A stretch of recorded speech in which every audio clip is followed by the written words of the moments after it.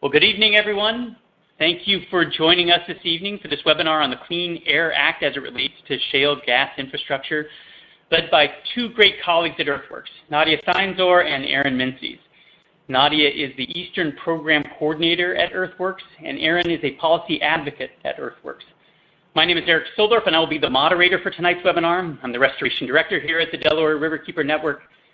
I think that most of you are aware of who we are, but for those of you who are new, Maya Van Rossum is the Delaware Riverkeeper, and she leads the Delaware Riverkeeper Network, a nonprofit working throughout the Delaware River watershed on the issues, actions, regulations, legislations, policies, programs, and decisions that impact the health of our Delaware River watershed and our ability to protect and restore them for the benefit of all. We work a lot here on shale gas pipeline projects at the Delaware Riverkeeper Network. We're currently working on opposing over a dozen new pipeline or expansion projects within our watershed. And we also do a lot of work at DRN collaboratively with other organizations to collectively fight against the proliferation of pipelines across the country through both state and federal strategies.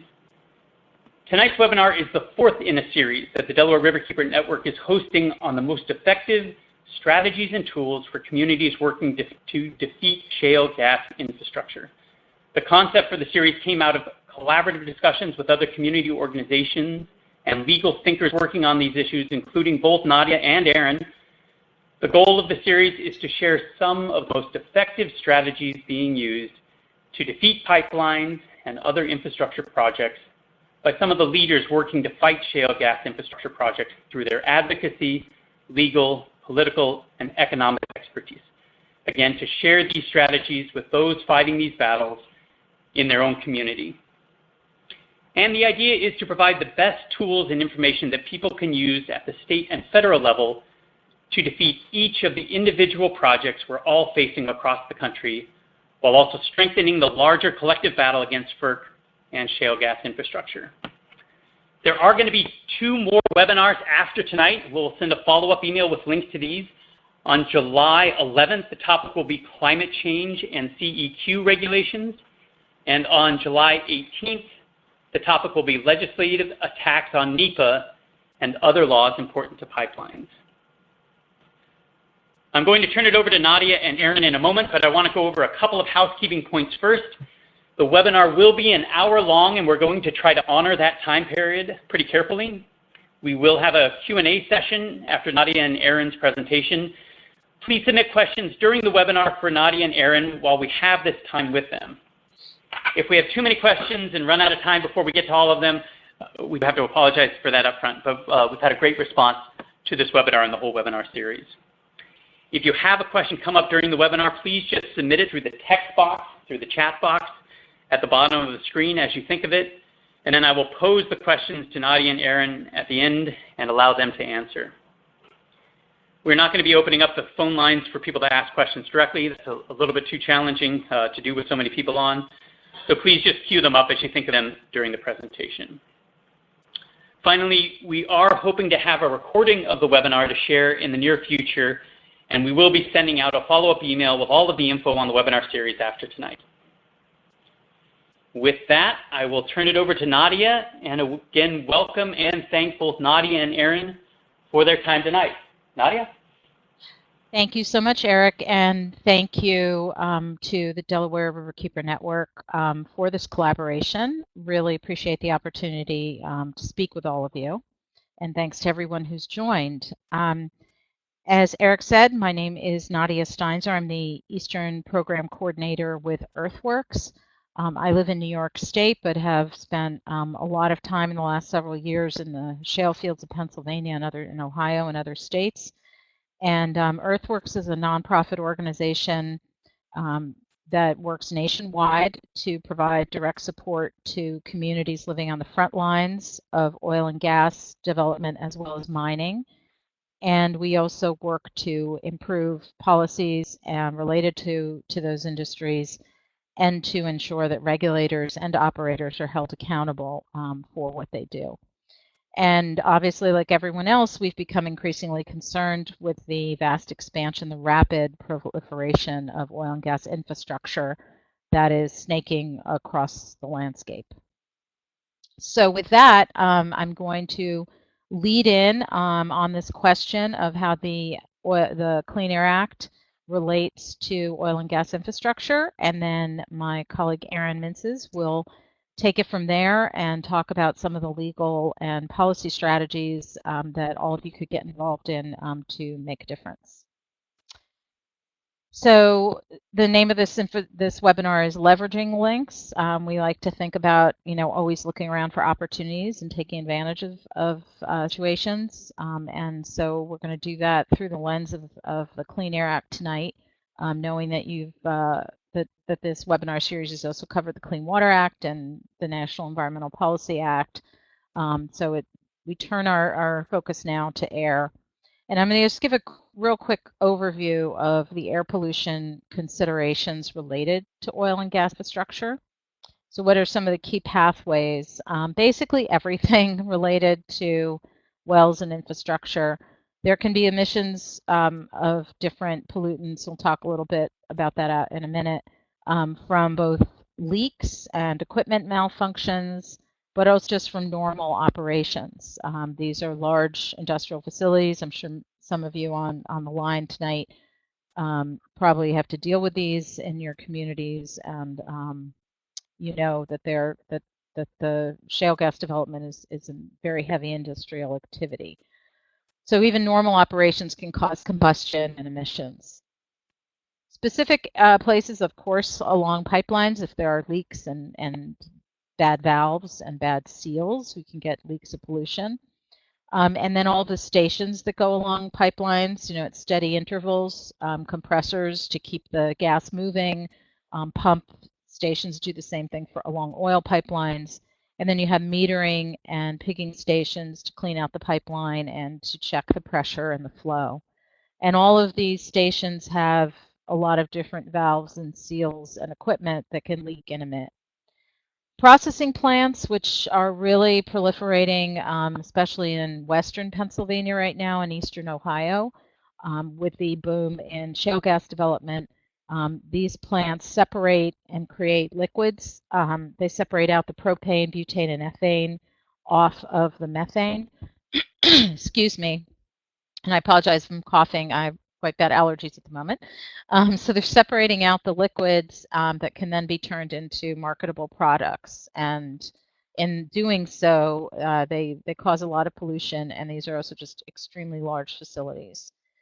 Engines that run on diesel, but that also run on gas, can cause pollution. And then there can be some acute events, such as in the picture here, flaring, and venting, which are the deliberate releases by operators of gas into the air in order to reduce pressure. And there can also be accidental pressure releases, and some of these releases are venting flaring, and they're also called blowdowns. So some of those events can be accidental, and some are intentional and actually built into permits as a pollution event that's allowable. And then you have just countless tanks and storage areas, and we see a lot of leaks, and the Environmental Protection Agency is aware of a lot of leaks off of tanks where they store the liquids that come off of the gas and store chemicals and other things. So what are some of the impacts and the risks? Well, first of all, if we start globally to the climate, methane, which is what natural gas is 86 times or more potent a greenhouse gas than carbon dioxide if you look at it in a 20-year time frame. And the 20 years is important because while methane might dissipate more quickly and not stay in the atmosphere as long as carbon dioxide, we obviously are in an acute climate crisis right now, and 20 years is a long time to be adding to the greenhouse gas burden that the planet already has. The other key thing is that while methane itself may not cause health problems directly, though there's some caveats to that, along with the methane release come chemical hitchhikers, which are a range of pollutants. And if you can have dozens of volatile organic compounds in the gases, mixed in with the gases, and VOCs are associated with headaches, dizziness, eye, nose, and throat irritation, fatigue, aches and pains, and even some neurological changes. So those are just some of the leading health symptoms that are known to be associated with the volatile organic compounds that come from oil and gas. Now, when nitrogen oxides and volatile organic compounds mix with sunlight, it causes ground level ozone, also known as smog, which can lead to respiratory problems such as asthma, as well as over time you can develop cardiovascular impacts. So we'll talk more about ozone in a minute. In addition, it can be particulate matter, which is just what the name implies, particulates that can lodge themselves in your lungs and bronchial system and cause some respiratory problems. Over on the right, you see the visual we're showing you here is the kind of what you see with the naked eye when you look at a facility. This is a very large compressor and processing facility in Ohio. And then down below is what we see looking at the same site, at the same stacks with a forward-looking infrared camera. And this is footage that Earthworks shot in Ohio a couple years ago. We have a project called the Community Empowerment Project, and we go around. The cornerstone of that project is documenting pollution with this infrared camera. So a lot of people will say, a lot of regulators will say that it's burning clean and you can't see anything, but when you put a camera on it, clearly that's not the case. So let's go into the U.S. Clean Air Act with that as a background. What can it do for us? Well, it was adopted in 1970 with the intention of preventing damaging air pollution. It was a federal effort to create, as all federal laws do, a kind of floor for states to follow. Federal law creates a floor, not a ceiling. For states, so states can always go beyond it. But at any rate, in 1970, then President Nixon signed the Clean Air Act, as he did many other environmental laws, in recognition of growing air pollution problems. It established a framework for assessing average air quality across regions, and specifically it requires the Environmental Protection Agency to regulate 6 key pollutants, what are called criteria pollutants, because they have criteria or standards associated with them. And those are the 6 listed here. And you can see the top 5 are what are pollutants that are very closely associated with oil and gas development. The Clean Air Act also requires the EPA to regulate hazardous air pollutants, which are also called air toxics. And those are some of the specific pollutants in VOCs, such as formaldehyde, benzene, and toluene, which can be very hazardous to human health and are also associated with oil and gas. And then the other part of the Clean Air Act is it sets these standards for these criteria pollutants, and they're called National Ambient Air Quality Standards, or as referred to often, NAAQS. And there are primary and secondary NAAQS standards. The primary is a lower threshold that's established for health, and then the secondary threshold is for the purpose of maintaining public welfare, visibility, which was a big issue back in the 70s and still is in many places, and then also damage to crops and animals and other factors. But the primary standards are for health. So what is the role of states? Like with all federal laws, again, it sets a floor for states to follow. When the realm of oil and gas development and oil and gas infrastructure, states do regulate the industry and issue a lot of permits. So states are required in the Clean Air Act to implement the law through what's called a state implementation plan, or a SIP. And that spells out, or is supposed to spell out, how the state intends to meet the NAAQS and those air standards. And if the state can demonstrate that and successfully does that, it's called being in attainment for the pollutants. Conversely, being out of attainment means that you're not meeting the NAAQS standard. And there are a lot of places, I'm sure many of you live in places that are out of compliance for ozone, or non-attainment for ozone. It's a really big problem, particularly in the East.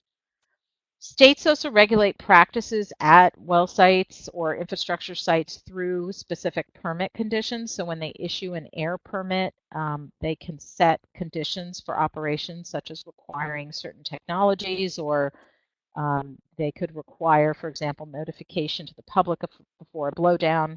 I'm not saying they do very often, but the permit conditions is the place to do that.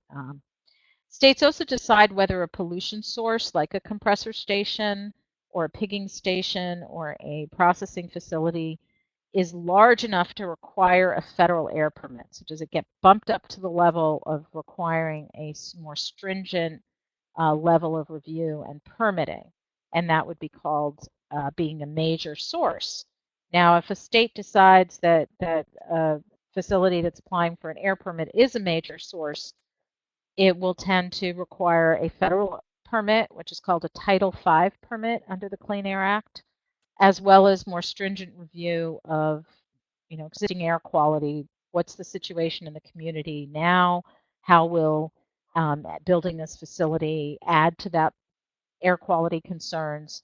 And it also requires more stringent pollution controls and a higher level of technology. So becoming a major source happens when you cross a threshold of pollutants, which is in tons per year. So the threshold for the NAAQS pollutants are generally 100 tons per year by facility.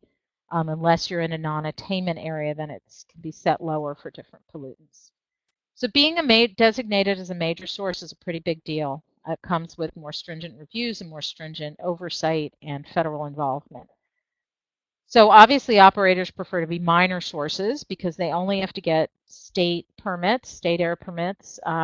States like Pennsylvania and Ohio, West Virginia, and other states are moving more toward what are called general permits, which means that it's assumed by the state agency that all of these compressor stations operate in the same way and kind of look the same way. So they can just get general permits and they don't have to go through a more detailed review. That is becoming the norm for oil and gas, and I would say the key concern with this is that when you're a minor source and you only have to get a state general permit, there is no public review or public comment allowed under that. If you have a major source permit under Title V of the Clean Air Act, there has to be public review and public comment. So that's a major concern. Why does this status, this distinction between major and minor matter? Well, last year, Earthworks set out to investigate that in the case of 3 facilities that we have been following for a while and that were causing concern in communities in southwestern Pennsylvania. It was 2 compressor stations and 1 processing plant. We shot a lot of infrared videos of emissions. We went back several times in the course of a year. We also did air sampling to identify the specific chemicals that we were seeing in the air when we filmed the emissions. And then we did an in-depth review of permits and operator applications and what operators were promising and what the Pennsylvania Department of Environmental Protection was saying about these facilities and whether they'd be major or minor and how much they would pollute. And we concluded that operators are able to skirt some requirements of the Clean Air Act and essentially game the system by presenting assumptions about emissions based on fuzzy math in their permit applications. So they could pick and choose, for example, how to calculate how much a particular piece of equipment would emit in order to make the math work for the permit and stay below the major source threshold. We also found that a very strong tendency for operators to apply for and then be granted a general permit as a minor source, but then request frequent modifications and expansions under the same permit. So they could just become bigger and expand their capacity, make their operations much more complex, but still be operating under the same general permit.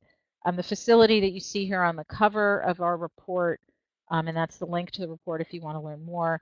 This facility is a bluestone processing plant in Butler County, Pennsylvania, and it started out as a pretty standard compressor station, which you see in the foreground, and it's grown over time to be over 300 acres large, to include a rail yard, multiple processing functions, and rail yard, as I said, to ship things out, multiple stacks and flares. And it, up until this last December, it was operating under a minor permit. So that's just one example. And we've reached the same conclusion in some of the research we've done in Texas, and other researchers have started looking at this as well and are reaching the same conclusion, such as the Environmental Integrity Project and Clean Air Council have all been noticing this tendency to seek a minor permit and then expand. And with that, I'm going to pass this over to Aaron to talk about what do we do about all of this gaming the system and the difficulties that we're confronting. So I hope that wasn't too much in the weeds right away, but Aaron's going to bring it home and make it real. So Aaron, take it away. Thanks, Nadia. Can you guys hear me okay? Can you hear me, Nadia? Yes. Thank you. So we want to be mindful, I think, first of all, of who really is going to do stuff. And as sort of Nadia indicates, you have all these problems with operators gaming the system and have this incremental approach towards seeking small permits when they know that really what they're going to build is this huge facility over the course of several months or a year or so, and that really what we need is some cops on the beat, it's some real enforcement. And the folks who are available to do this kind of thing are, Clean Air Act attorneys, non-governmental organizations like the Delaware Riverkeeper Network, Earthworks, and a lot of others. We're going to mention some of those. Activists and like the folks who are on this call and community leaders, and of course the affected landowners who deal with pipelines and infrastructure, both to their property and to their health. I'd like to also suggest another set of allies we could help bring to the table because of the demonstrated commitment some of these folks have shown toward similar kinds of ends we share. And I'm talking about state attorneys general. There is a cabal, for a lack of a better word, of some state attorneys general who are really willing to take on some of these Clean Air Act cases. And the point that I want to make is that I think we can leverage some of the great resources of some of these states to aid some of our advocacy efforts, our policy efforts, and perhaps even some of our legal efforts. So I have actually pictured here some of them, that's Brian Frosch on the left. He's the Attorney General of Maryland. I'm a Marylander, so I wanted to pick him. Also, he, along with Maura Healey, who's in the center, she's from Massachusetts, and Eric Schneiderman, who's on the right, have all been major leaders from their respective states on a lot of important Clean Air Act cases. So, for example, on the Paris Accords and energy efficiency rollbacks and vehicle air emission rollbacks and other enforcement cases. We see it all over the country, Massachusetts, California, New York, and so on and so forth. And a lot of states, particularly in the Northeast and in the Mid-Atlantic, where some of these pipelines and other infrastructure projects are likely to run through. I bring this up because there is a resistance. Many of you have heard about this or familiar with it, right? There is a common defense. If you feel like the federal government is not operating in the way that it should, you can sometimes turn to the states. And that's why Nadia was highlighting some of the state implementation plans and how the federal Clean Air Act intends to operate as a floor, and you can have resistance efforts from state attorneys general. And that's tangible now because in, for example, Maryland, the General Assembly put together a fund to say, hey, General Frosch, we want you to take on the Trump administration on Clean Air Act and other matters. Like, for example, the Trump Hotel, he sued them over some emoluments clause thing. We want to protect Marylanders from what's happening. So here's some money to do that. Maura Healey famously has taken on ExxonMobil, who was trying to drag her to court in Dallas and say that there are all these conspiracies going on around climate change efforts, right? And so that's the kind of leadership that we're looking for. And Eric Schneiderman has done similar stuff. And so I wanted to mention that at least as one avenue that we can pursue in our advocacy efforts over the Clean Air Act. I also want to mention Maura Healey, as you may recall, issued this report that I should actually link to that suggested that we don't need a major supply of natural gas pipelines to meet Massachusetts' energy needs. And so part of what we can do is enlist some of the allies in the state attorneys general on that front. The next thing I wanted to do is actually tease a little bit of the presentation that I think hopefully I'll attend and many of you will attend about NEPA and the upcoming rollbacks. And I don't want to spend too much time on this because there'll be an entire presentation dedicated to this. But there are really critical Clean Air Act implications to this, and it's likely going to touch upon who gets to decide. Is it going to get to be New York's Department of Environmental Conservation, or is it going to be Pennsylvania's Department of Environmental Protection, or will it be the super FERC? I think it's going to be FERC, as you guys know, is the Federal Energy Regulatory Commission, which is one of the federal regulators over natural gas pipelines. The reason this implicates the Clean Air Act stuff is that briefly, we expect Congress will be taking up either an infrastructure bill or an energy bill in the next year or so, right? And what that will involve is that for the purposes of natural gas pipelines and other infrastructure projects, there will be broad rollback of the public comment and community input process that is provided for in the National Environmental Policy Act, or NEPA. That's going to happen through things called categorical exclusions, where the law will say pipelines, infrastructure, just excluded from some of these environmental reviews, Clean Air Act reviews, and other environmental reviews. Or we're going to deem certain projects as critical energy infrastructure. Senator Caputo from West Virginia recently introduced a bill that's intended to do something like this. And so the critical energy infrastructure stuff will get tossed into things that get excluded from some of these important permit reviews. Even if you get a real permit, there will be deadlines that you have to meet. If you don't meet those deadlines, the permit might get approved, and then none of this will be subject to judicial review. So this is sort of like a worst case scenario of what I worry about. And so I'm not going to focus on this too much because I'll let the next webinar cover a lot of this. But for Clean Air Act purposes and the permitting stuff, the worry some have is that effectively you'll have states have to have the Clean Air Act permits that sort of subject to what FERC wants to do, either based on their timelines or based upon the way that FERC wants to chair the committee that's supposed to review the NEPA process. So I don't want to go too much into that, but I wanted to at least tease that because it has the Clean Air Act piece of this and sort of overarching policy implications.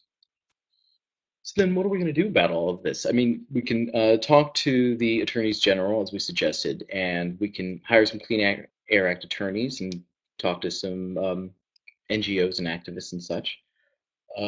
As Nadia was indicated, part of the way that you get some of the information about the permitted to pollute report and what's really going on in your community is to file Freedom of Information Act or FOIA requests, do these right to know requests, or actually go and do file reviews for these permits. And that will help with not just alerting the permitting agency that you're paying attention, but it will also allow you to trip them up if you suspect that they really are gaming the system in terms of this minor source, major source stuff.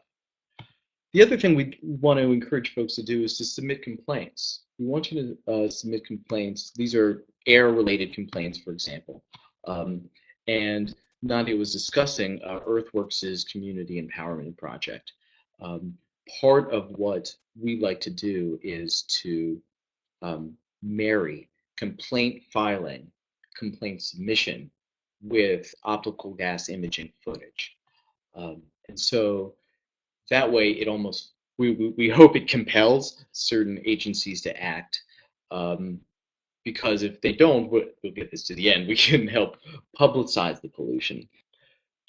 So the complaint filing and the seeking of information about permit status through FOIA or right to know or file review requests falls into the process of watchdogging permits. Many of you on this call may know the Group Against Smog and Pollution, GASP. One of the best things that you can do is to simply write an angry letter.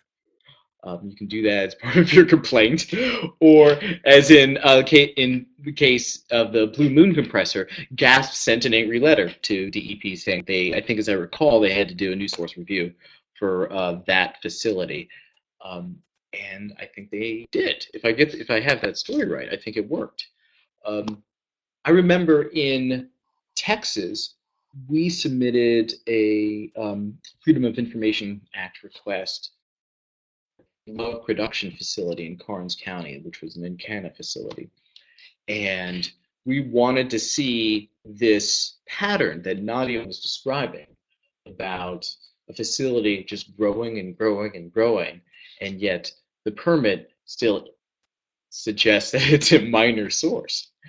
Now, I don't want to suggest that there's any cause and effect, but there at least we did file the records request, and then relatively shortly thereafter, Texas made the facility get a Title V major source permit.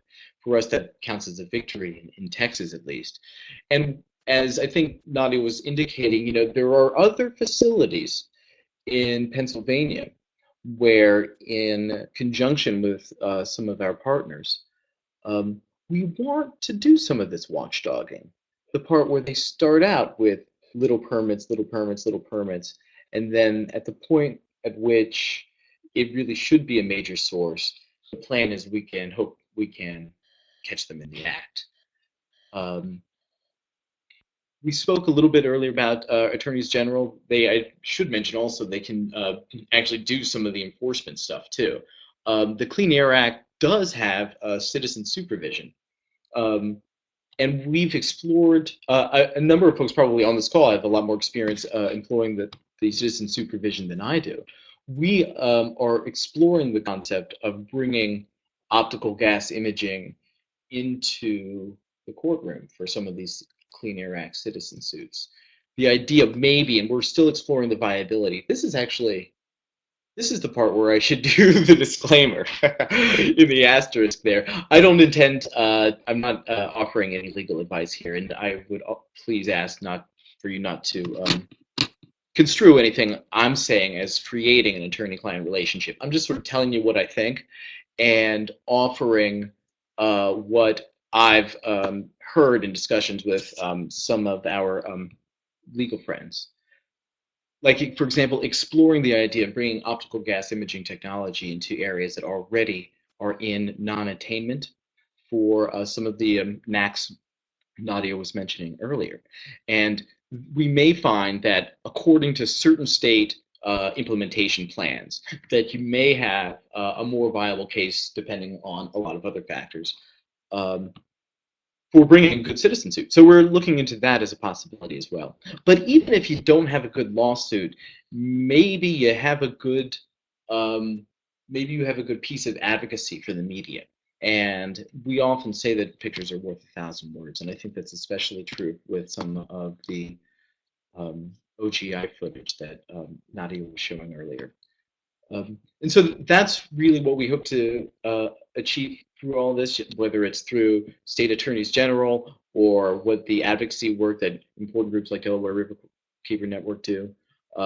We want to see state methane rules we want to see better regulation of natural gas infrastructure. And that way we can hopefully get a hold on a little bit more of this ever-expanding network of pipelines and compressor stations that are beginning to affect our air, affect our water, and affect our communities. And I yield back the balance of my time. Thanks, thanks, Aaron, and guess turn it back to Eric. Good. Well, I don't know whether Nadia, you and Aaron have seen the questions as they're coming through. We do have some interesting questions. If you guys had particular questions you wanted to grab first, I'm happy to defer to you. But there are some questions that I'm ready to ask, depending on where you're at right now. Sure. Why don't you start, and then if we can, I think more people are typing and stuff. So go for it. Great. So the first question we had was on the Eastern Systems Upgrade Project.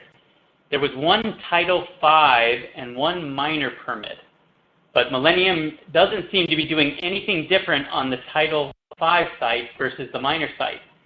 How can the public be sure that the Title V process is being rolled out correctly? The public was, in fact, not particularly aware that there was a Title V until really late in the game. Okay, well, maybe I can start that answer, and hopefully Aaron can jump in as well.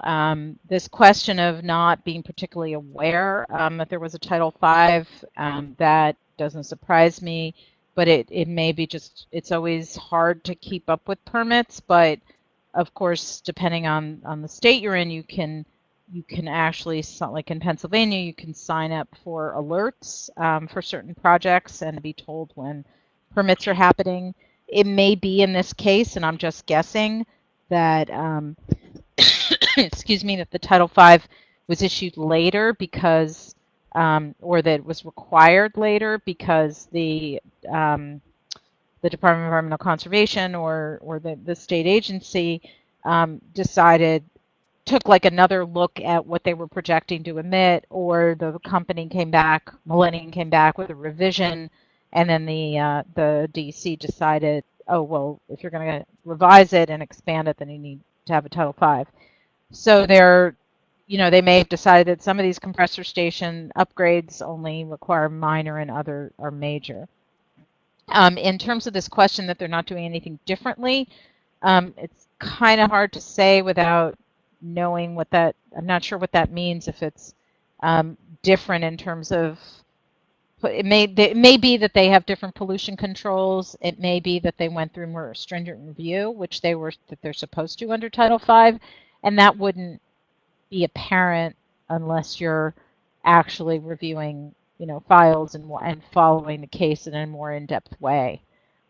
So if the person who asked this, Stephen Metz, wants to talk more about that, I'd be happy to have that conversation on the phone or by email if you want to get more into it. I don't know, Aaron, do you have anything else to add about the correct process here? Oh, I actually not. Thank you for that. Let me just briefly. Let me be brief because I know that we have a lot of other questions here too. As you guys, not you and Stephen, know the differences between how Title V actually works and what is required for that, and the general permits or the minor source stuff, and the process of watchdogging or tracking what's supposed to be done for Title V. Maybe if you really want to know about that, it's helpful if you file your interest with the regulator or submit a Freedom of Information Act request for that permit and do that file review. And then that helps you determine whether or not this particular facility is doing what they're supposed to be doing under their Title V obligations.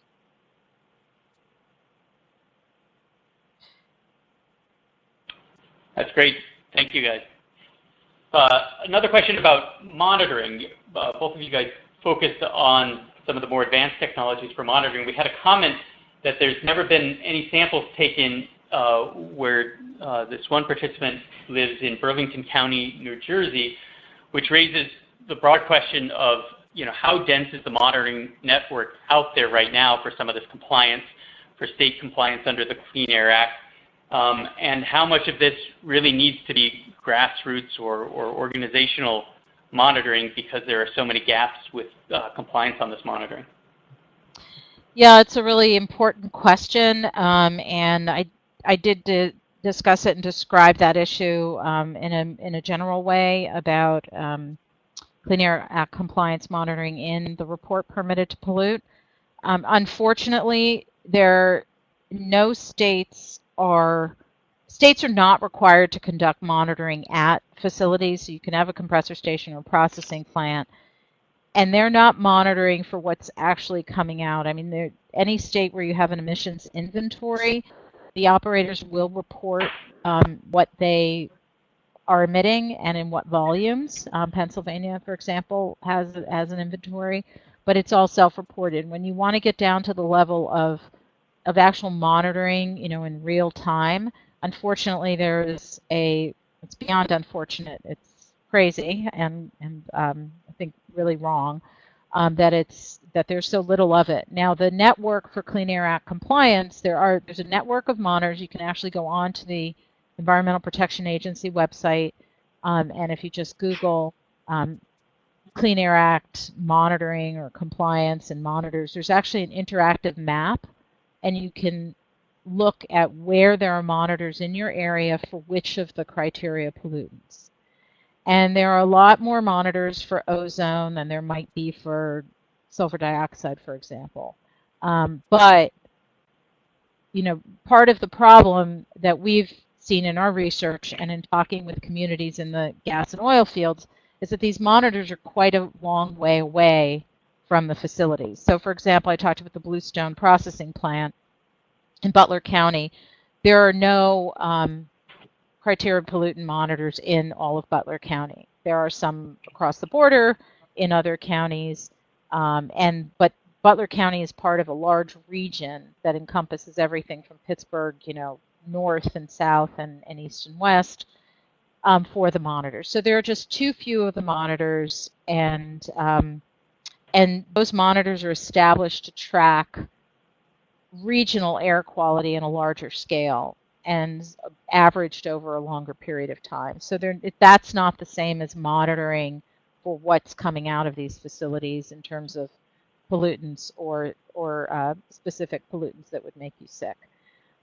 So that's why we need a lot more monitoring. And yes, it does, in the absence of all of that, does often fall on community groups or not, non-governmental organizations to do that. I'm going to, while someone else is talking, I will find a link to a white paper that Earthworks did a couple of years ago on options for communities to do baseline monitoring and to do follow-up monitoring in their communities and kind of the technologies that are available to do that.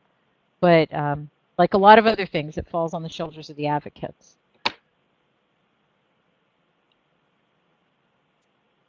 Aaron, anything to add there? No, thank you. Yeah. So there is another question that is related to that, and I don't know much about this, but either one of our speakers might be able to address it, about whether there are any thoughts on forcing the attention or switching attention to radon and radium adhering to particulate matter as a component of the overall pollution, and notes about how the decay products for those particles are very dangerous and the half-lives are long. So do you guys know much about any of the radioactive compounds, things that are dangerous alpha emitters, and whether or not there's any move to try to monitor those or any ability to monitor those? That's a really interesting question. I said it's from Terry, and Terry, I'd be happy to talk to you more about this offline. I know, there's been quite a bit of research done about radon in the gas when it reaches its end use, when we all turn on our stoves, for example. I don't know of any research that's really been done about, as you're saying, the radon or the radioactive elements adhering to particulate matter And a good place to start to ask about that would be if you haven't already been in touch with the Southwest Pennsylvania Environmental Health Project, because they have these household air monitors for particulates. They're called spec monitors, and they've deployed hundreds of these spec monitors in the oil and gas fields around the Marcellus and Utica Shale region. And so they know a lot about particulate matter, and they see it as a proxy for other pollutants, that if you have particulate matter, you have other pollutants adhering to the particulates. And so it would be a good question to pose to them whether they know of any research or if they've seen any findings that would point to those adhering pollutants, including radioactive elements. Yeah, that is helpful, and that's a good link. And you said again that's the Southwest Pennsylvania Environmental Health Project?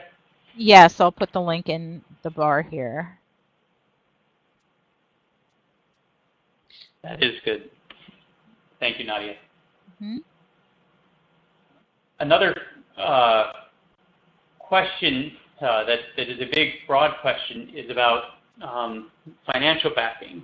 Any thoughts in terms of pressure on moving your money out of banks that are funding the site?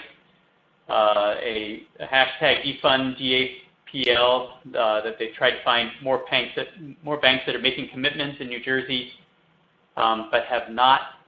This person hasn't had much luck finding that. Whether or not those strategies are making a difference, and ways to build on that momentum. I mean, I know there's a very large divestment campaign. We even just heard today that Sweden is pulling its pension system out of fossil fuel companies. But I can't comment on anything. It's not an area I know that much about. Aaron, do you know more and how that's playing out on the federal level at all? Well, we've been talking. So we've been thinking about a financial kind of campaign. Taking on Energy Transfer Partners, who was part of the DAPL pipeline, who I think was starting that whole thing. Part of that campaign is going to, my understanding, is to have a sort of a financial component, sort of a corporate campaigning component. One of the things we've also considered is that the divestment is a really good strategy that was, as you noted, was well used in the fossil fuel context for a lot of institutions and institutional investors. We've been considering looking through Securities and Exchange Commission filings. A lot of these operators are publicly traded companies, and they have to disclose to their investors what they want to do. And we suspect that sometimes these operators will disclose to their investors an intention to build a large facility that under any reasonable circumstances would likely be a Clean Air Act, Title V, major source facility. And yet, when those operators go to the regulator, they make other representations about what the facility will ultimately become. I guess they sort of do so sometimes in a piecemeal style. That's one of the things that we're looking at investigating, at least on the corporate side of this as well. So you can look at the investment side, you can look at what they actually say, you can compare that to what they do.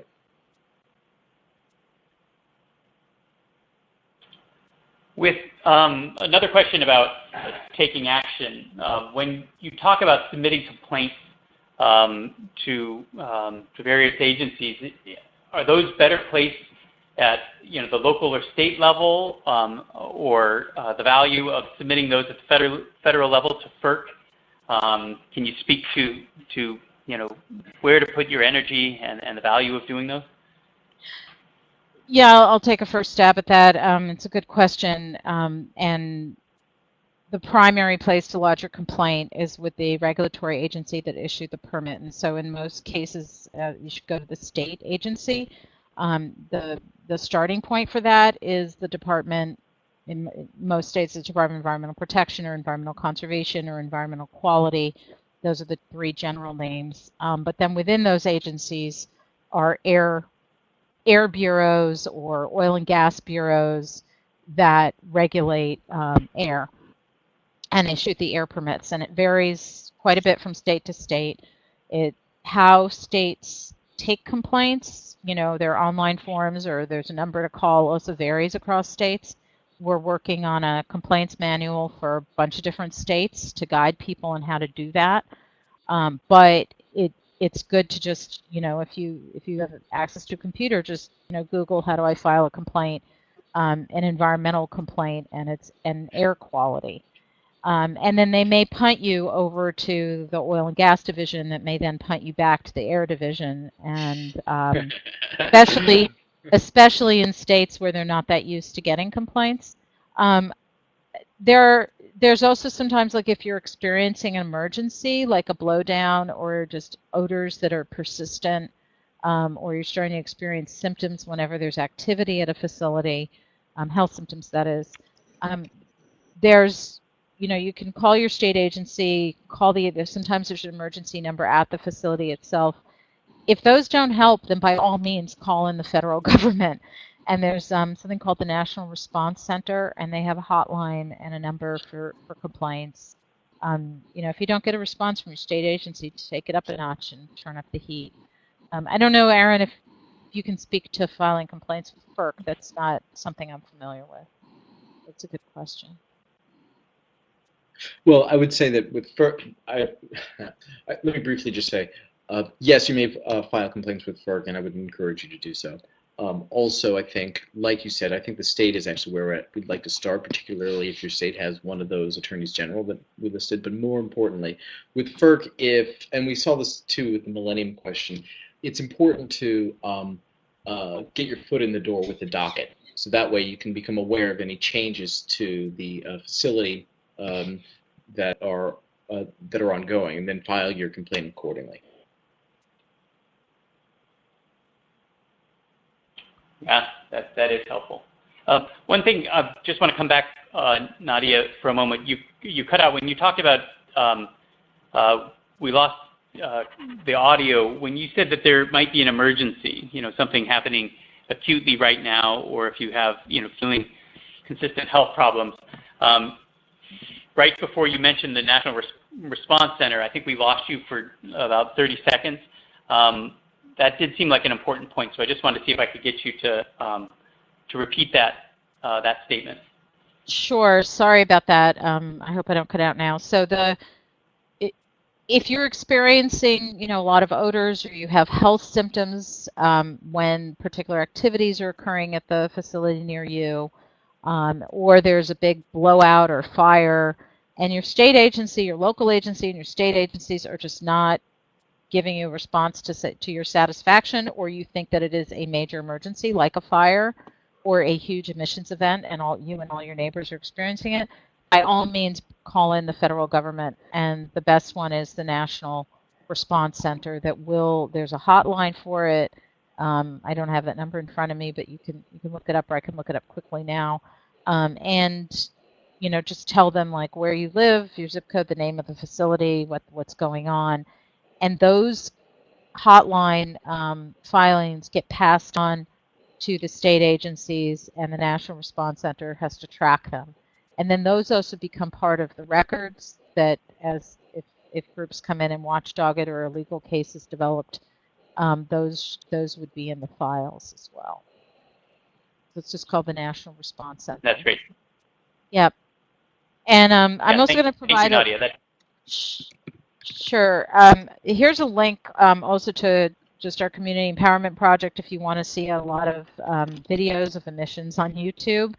And then if anyone on the phone now lives in a community where you'd like some help filing complaints, or would like us to come and try to film emissions in your area, we can't obviously get to everything right away, but we do take community requests and try to schedule trips to come and film in an area, and we really want to connect more with community leaders in different parts of the country. So feel free to go to that link as well and contact us. Okay, sorry, Eric, that was it. No, that's great, fantastic. Thank you, Nadia. And if you could send some of those links to us also, Nadia, we will be sending out an email after the webinar is over with to everybody who registered. And that way they'll have a couple of opportunities to get that information and have those links available. I think that'll be valuable. Okay. I think maybe we have time. Go ahead. There might be time for just one last question that I thought might be interesting. When you, Aaron, were talking about the rollback, particularly with NEPA, that there was a comment that this sounded a lot like the Energy Policy Modernization Act that was proposed in 2016. And so just any clarification on whether or not that is the specific thing to be concerned about, or whether or not the rollbacks are broader than that and extend beyond that one legislative initiative. Yes, that's exactly what I was talking about. That's exactly right. And so that bill passed with 85 votes in the Senate last year. So it might be that, or it might be a grand infrastructure bill that becomes a legislative vehicle for the NEPA rollbacks, including the Clean Air Act stuff that we'll discuss when? July 18th? Great, thank you.